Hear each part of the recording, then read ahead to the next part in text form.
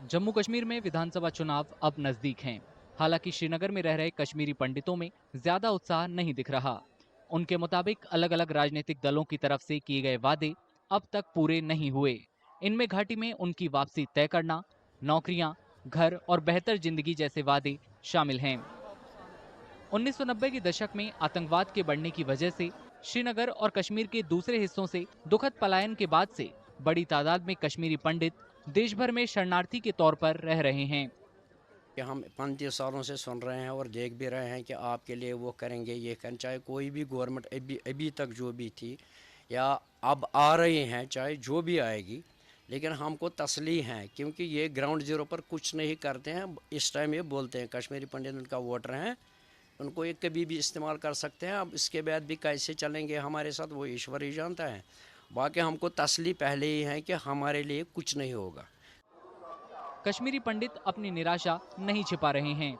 उनके मुताबिक उनके बच्चों को रोजगार और स्थायी घर देने का वादा करने वाली योजनाएं सिर्फ आंशिक तौर पर ही पूरी हुई हैं।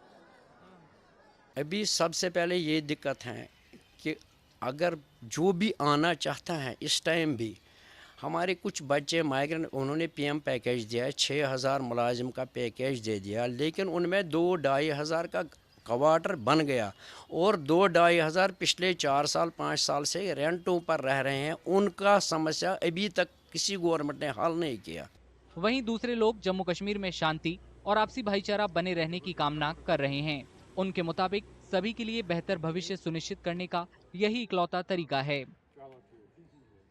कश्मीरी पंडित सोसाइटी बस ये चाहती है कि एक तो सब एक साथ रहें। पहले तो ये जो मतलब हम लोग अलग अलग करते, हिंदू मुस्लिम अलग अलग, ये नहीं होना चाहिए और सारे एक साथ आगे बढ़े, टूरिज़्म बढ़े यहाँ पे, मतलब सारे एंटरप्रेन्योर्स को मौका मिले। एक एक मतलब जैसे हम भी बिज़नेस चला रहे हैं, बाकियों को भी मौका मिले, कुछ गवर्नमेंट एम्प्लॉयमेंट लाए या कुछ जिससे सबको फ़ायदा मिले, ड्रग फ्री सोसाइटी हो जाए।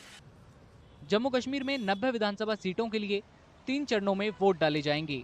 इसकी शुरुआत 18 सितंबर से होगी। श्रीनगर की 8 विधानसभा सीटों पर दूसरे चरण में 25 सितंबर को वोटिंग होगी। वोटों की गिनती 4 अक्टूबर को होगी।